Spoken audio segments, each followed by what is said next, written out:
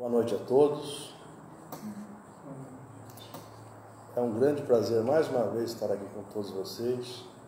Um grande prazer mesmo, para nós compartilharmos juntos os ensinamentos de Jesus.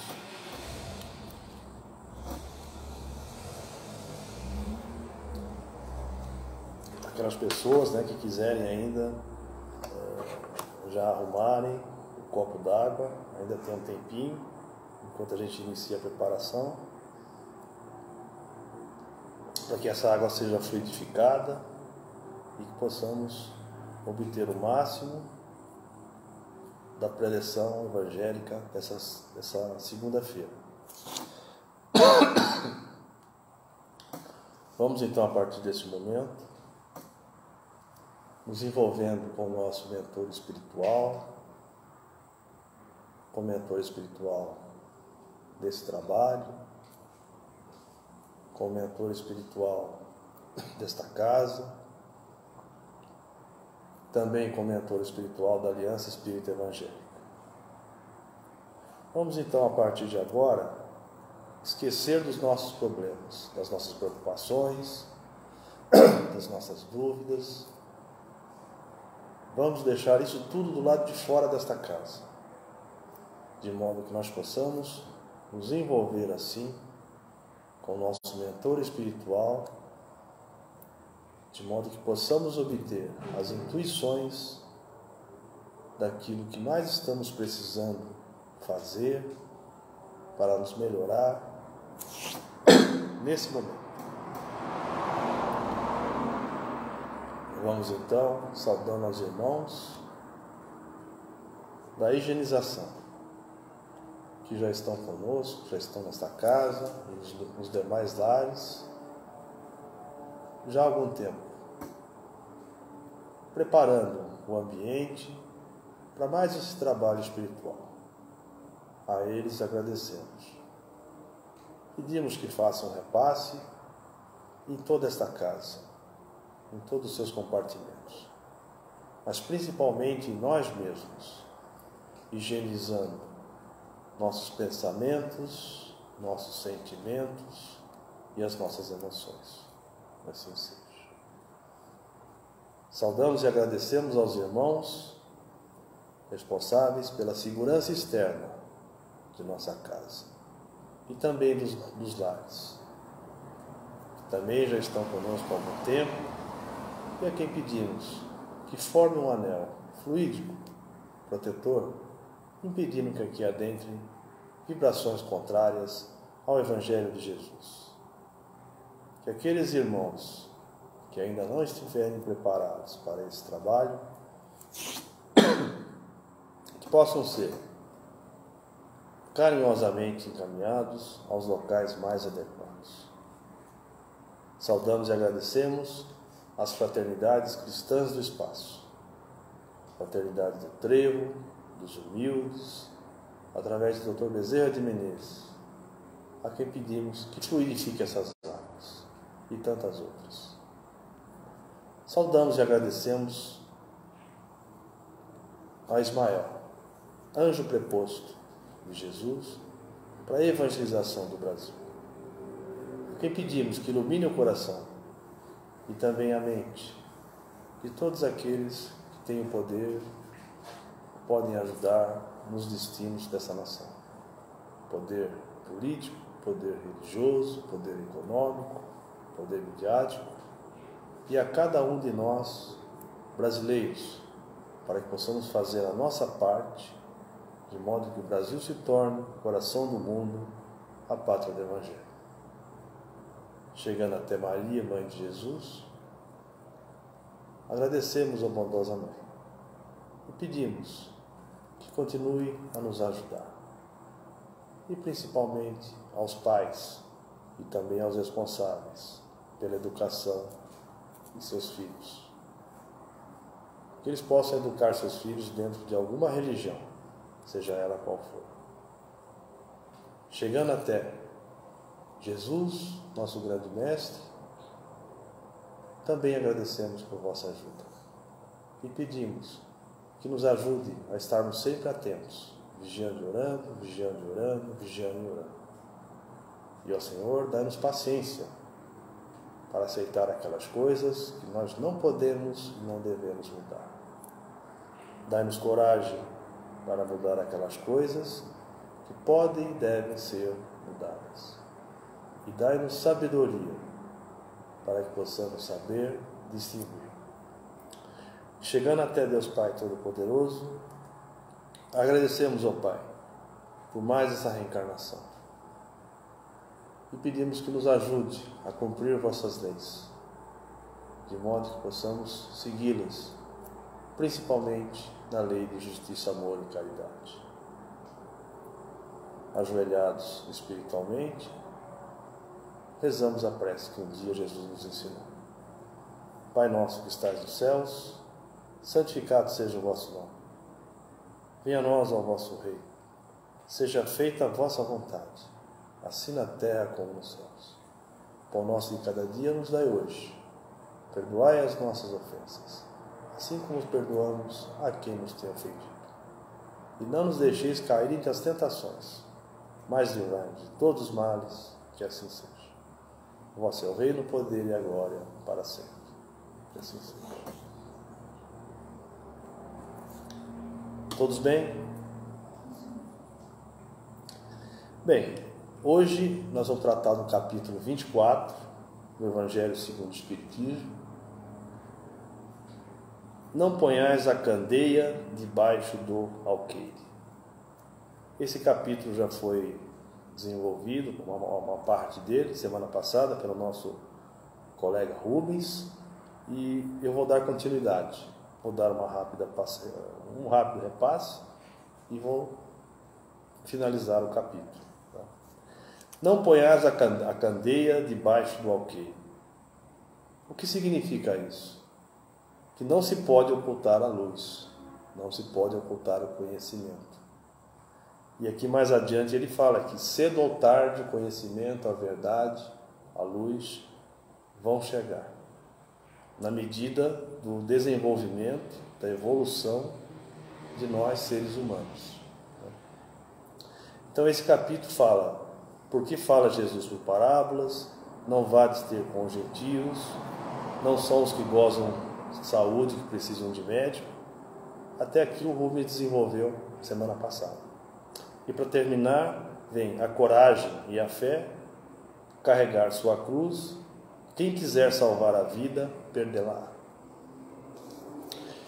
Então aqui nós temos dois ensinamentos, Mateus e Lucas, que diz o seguinte: ninguém acende uma candeia para pô-la debaixo do alqueire, põe-na, ao contrário, sobre o candeeiro, a fim de que ilumine a todos os que estão na casa. Ninguém aqui foi Mateus, agora Lucas.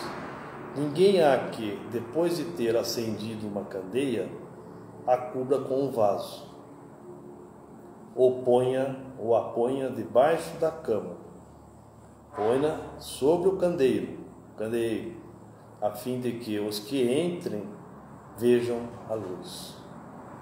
Pois nada há secreto que não haja de ser descoberto, nem nada oculto que não haja de ser conhecido e de aparecer publicamente. O que o Mateus e Lucas quiseram dizer com isso? Né? Que a gente não pode revelar tudo rapidamente. Muita luz, muito conhecimento, muitas verdades ofuscam nós seres humanos. Nos ofuscam, nos confundem, não esclarece. Às vezes até atrapalha. Por isso que a gente tem que ficar bem atento aos ensinamentos. E a gente sabe que na Bíblia, na verdade, esses capítulos que saíram da Bíblia eram com o vocabulário daquela época. Existiam muito poucas palavras. O vocabulário hebraico tinha muito poucas palavras. Então, não se pode interpretar o pé da letra. E também ele nos ensina que não se pode ocultar a luz. Então, é uma prática da caridade a gente compartilhar a luz, compartilhar os nossos conhecimentos com o nosso próximo, né? Jesus, ele trouxe praticamente uma lei, né? Porque amar a Deus sobre todas as coisas, Moisés já tinha trazido. Mas ele colocou, amar ao teu próximo como a ti mesmo. Então, como nós estamos falando nesse capítulo, não ponhas a candeia debaixo do alqueire, nós estamos falando de conhecimento.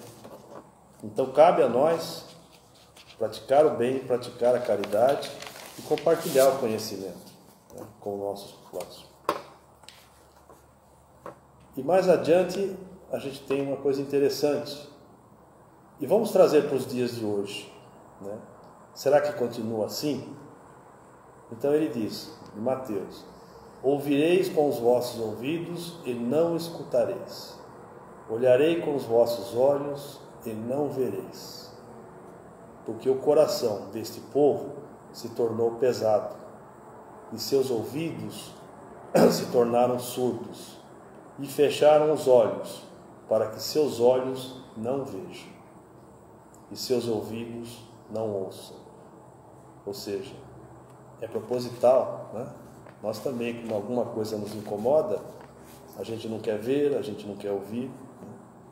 Para que seu coração não compreenda, para que, tendo se convertido, eu não os cure. Ou seja, todas as vezes que a gente tenta se esquivar, né? Tenta fingir que não ouviu, fingir que não viu, pelo menos para mim é assim, eu tenho certeza que é alguma coisa que está me cutucando, é alguma coisa que eu preciso aprender, que me incomoda, né? E é exatamente isso, essa interpretação que eu tiro daqui. E hoje continua, né? Mesmo depois de 2000 anos, continua parecido, mas hoje nós estamos melhores, não existe dúvida quanto a isso, estamos mais evoluídos, né? Então nós fazemos isso não sempre. A gente não deixa de ouvir as coisas, né, as verdades, para todas as situações, todo dia. Não. Em algumas situações, eu costumo dizer, né, que existe um gatilho, é ali que a gente tem que prestar mais atenção. Quais são as situações onde a gente fecha os ouvidos, a gente fecha os olhos, a gente não quer ver, não quer ouvir, né? Quais são essas situações? A gente tem que prestar bastante atenção, bastante observação nisso daí, né? Então nós não ouvimos, não vemos, nós não deixamos o ensinamento chegar no coração, né? Ele pode chegar na mente, mas enquanto ele está só na mente, a gente não põe em prática. A gente só põe em prática alguma coisa quando depois da mente chega no coração. Ou seja, sensibiliza a gente, né? Ou de uma forma ou de outra, como se diz, ou por amor ou pela dor. Quando a gente começa a praticar isso, aí sim, né?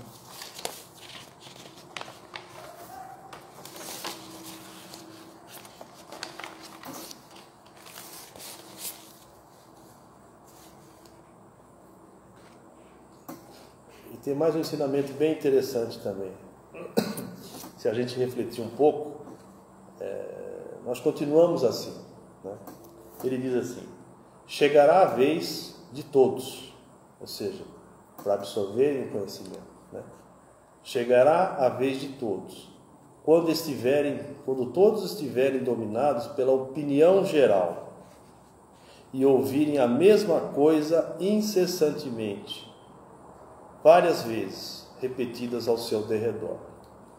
Aí julgarão que aceitam voluntariamente, por impulso próprio, a ideia, e não por pressão de outro. Então aqui cabe, né, aquele comentário que às vezes não adianta a gente falar muito, né, para as pessoas, né? Não adianta a gente querer passar muito conhecimento para as pessoas, que às vezes elas não estão preparadas para aquilo, né? E a gente não deve entristecer, nossa, mas eu falo, eu já mostrei até onde está no Evangelho, etc, etc. Porque nós estamos na segunda ordem dos mundos, né, de provas e expiações. No total de 5, nós estamos no segundo. Então nós somos assim mesmo. Se a gente parar para pensar, se a gente pegar o Evangelho, ele fala, num resumo total disso daqui, ele nos mostra várias situações onde quer nos mostrar a mesma coisa, que a gente tem que praticar as leis de Moisés, a lei de Jesus, amar a Deus sobre todas as coisas, ao teu próximo como a ti mesmo, praticar o bem, praticar a caridade. Mas todos esses ensinamentos, todas essas passagens, no fundo, é para tentar fazer a gente enxergar isso aí, entender isso aí, em todas as situações, né? É praticar o bem, praticar a caridade, praticar a reforma moral, a reforma íntima, né? Então aparecem várias situações. O Sermão do Monte, por exemplo, é o mais rico de todas as passagens. Então a gente precisa disso. A gente precisa ouvir incessantemente, bater, até a gente chegar no coração.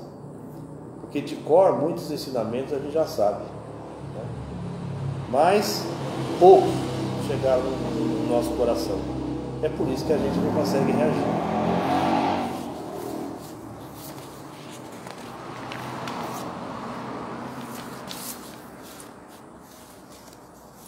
É interessante também que ele coloca assim, a respeito da mediunidade. Mas por que todas as pessoas têm mediunidade? Não só as pessoas boas, as pessoas dignas, né? E a resposta é bem interessante, aliás está no Livro dos Espíritos, né? Que como é que você vai dizer quem é digno e quem não é digno? Sobre qual parâmetro, né? Mas esses que são dignos, vamos dizer assim, eles estão tendo uma chance, né? Ou seja, a mediunidade é o intercâmbio com o mundo espiritual. Eles estão tendo uma chance de desenvolverem mais. E aqueles que não são tão retos, não são tão bons, eles estão tendo uma chance de se corrigir. Aí onde a gente vê a justiça da lei divina, né? É para todos, não só para os judeus, mas para os gentios, para todo mundo, para todos. E agora nós temos aqui a coragem e a fé. Coragem e a fé. Mateus. Aquele que me confessar e me reconhecer diante dos homens, eu também o reconhecerei e confessarei diante de meu Pai que está nos céus. E aquele que me renegar diante dos homens, eu também o renegarei diante de meu Pai que está nos céus. E agora de Lucas. Se alguém se envergonhar de mim e de minhas palavras, o Filho do Homem também dele se envergonhará, quando vier na sua glória e na de seu Pai e dos santos anjos. Aqui ele fala de coragem e fala de fé. A coragem das opiniões próprias sempre tem um grande valor. Existe muito mérito em se afrontar, em se combater os perigos, as perseguições, as contradições, os defeitos, os vícios, as más tendências. Então, essa coragem de opiniões, como é que a gente poderia interpretar opiniões? Essas opiniões seriam aceitar, vivenciar as leis divinas, as verdades espirituais. Para a gente ter coragem, para a gente ter fé, a gente tem que acreditar nessas leis. A gente tem que acreditar nessas verdades espirituais, trazidas pelos Espíritos, através do intercâmbio mediúnico, que foi o Evangelho segundo o Espiritismo. Os demais livros de Kardec foram todos dessa forma, né? Então, a gente ter coragem, ter fé, é a gente aceitar, né, a justiça divina, aceitar que o que a gente passa é para o nosso bem. Se a gente prestar bem atenção e olhar para trás, algumas coisas ruins que aconteceram para a gente vai perceber que, naquele momento, a nossa interpretação é que foi muito ruim. Mas quando a gente pensa hoje, a gente fala, nossa, eu mudei. Eu acho que eu estava no caminho errado. E precisou acontecer isso para que eu tomasse o caminho certo. Então, isso é a justiça divina. Então, essas opiniões, a coragem de ter opiniões próprias, está relacionado com isso, né? Ter coragem, ter fé, é aceitar a justiça divina, é aceitar a moral cristã, é aceitar que nós temos um livre-arbítrio, mas é entender também que esse livre-arbítrio é causa e efeito. Na realidade, nós é que construímos o nosso futuro, como se diz, né? O nosso destino. Só cabe a nós. Nós temos essa liberdade. É aceitar também que nós teremos penas ou gozos, dependendo do nosso comportamento, das nossas atitudes, nós teremos penas ou gozos, ou nessa existência ou em outras existências. Então, quando a gente pensa nisso, a gente consegue entender porque lá atrás, né, quando eles não tinham esse conhecimento da pluralidade de existências, né, da reencarnação, era muito difícil o povo daquela época imaginar, mas o que eu ganho fazendo bem? Né? Porque o outro não faz, todo mundo morre e a vida acaba aqui. Mas com esses ensinamentos que os Espíritos nos trouxeram, isso começa a fazer sentido. Né? Todos estão prontos para receber todos os ensinamentos? Será que é assim? Não. A gente está preparado para receber alguns ensinamentos. A gente está preparado para lidar com alguns defeitos, mas nem todos. Nem todos. Mas para a gente perceber, a gente tem que estar bem atento no dia a dia. As pessoas, além de elas saberem, né, conhecerem os ensinamentos, elas têm que sentir para conseguir botar em prática. Né?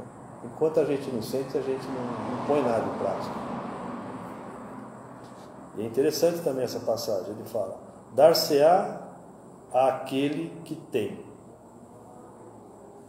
e aquele que não tem lhe será tirado. O que será que significa isso? Aquele que tem o quê? Dar-se-á àquele que tem. É aquele que tem os valores espirituais, é que tem as virtudes, é que se esforça. Né? As leis divinas consideram muito o nosso esforço. Nem sempre a gente consegue dar conta, mas o nosso esforço é muito considerável. Então, aquelas pessoas, né, que se esforçam em manter as virtudes, em se desenvolverem moralmente, intelectualmente, na bondade, na caridade, essas pessoas terão mais, em abundância, como se diz aqui. Mas aquele que não tem, ou pensa que tem, aquele que não tem ou pensa que tem, lhe será tirado. Mas como assim será tirado? Na realidade, as virtudes, né, que ele tem são muito frágeis. Né? Quando essas pessoas começam a ter contato com as verdades espirituais, é muito difícil elas tocarem, elas seguirem adiante. É aí onde entra a necessidade realmente da coragem e da fé. Se você não tem fé, se você não acredita que você vai ter alguma coisa melhor adiante, fica difícil. Então, esses ensinamentos que os profetas de Jesus trouxeram é justamente por conta disso. Ele diz aqui: carregar sua cruz, quem quiser salvar a vida, perdê-la-á. Estranho? Aí diz assim, tanto nos evangelhos de Marcos, Lucas, Mateus e João: chamando para perto de si o povo e os discípulos, disse-lhes: se alguém quiser vir nas minhas pegadas, renuncie a si mesmo, tome a sua cruz e siga-me. Porquanto aquele que quiser salvar a si mesmo, perder-se-á. E aquele que se perder por amor a mim e do Evangelho, se salvará. Com efeito, de que serviria um homem ganhar o mundo todo e perder a si mesmo? Então, para a gente encerrar, o que seria isso, renunciar a si mesmo?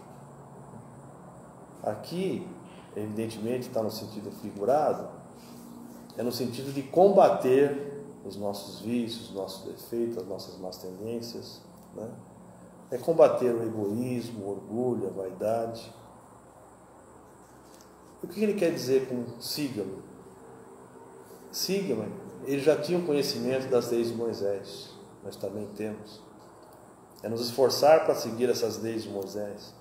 E a lei que Jesus trouxe, amar ao teu próximo como a ti mesmo. E nisso implica perdoar os inimigos.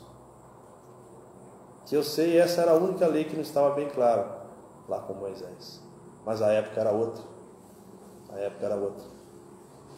Mas Jesus fala, perdoar os seus inimigos. O que quer dizer siga-me? É praticar a caridade, o bem, o perdão, não é verdade? É ter os seus pecados justificados. Ou seja, é a gente reconhecer que errou, é se arrepender e procurar reparar, ou nessa existência ou em outra existência. E também, ele quer dizer como siga-me, né? Que nós temos que evoluir, praticando a bondade, se instruindo moralmente. Então, esse é o significado realmente de coragem e fé.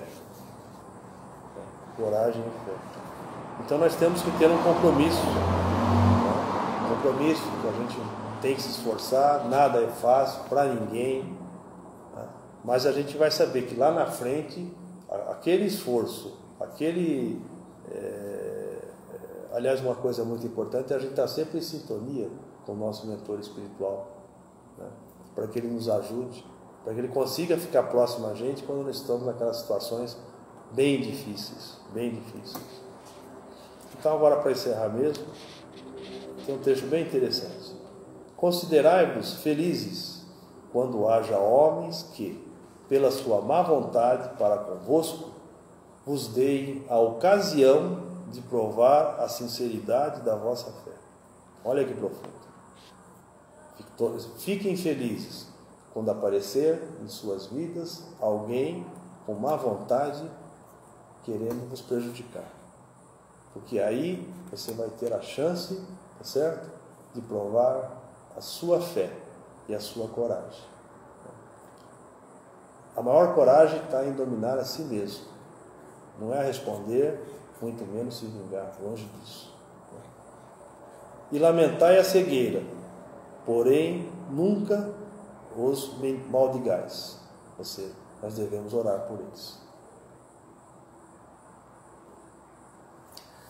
Agradecemos então, mais uma vez, ao nosso Pai, a Jesus, aos nossos mentores, por ter nos trazido esses ensinamentos e que possamos ficar junto a eles durante essa semana, para que possamos extrair deles aquilo que mais estamos precisando melhorar nesse momento. Agradecemos então e vamos nesse momento, a partir de agora, juntar nossos melhores pensamentos, nossos melhores sentimentos, nossas melhores vibrações, encaminhá-las à espiritualidade superior,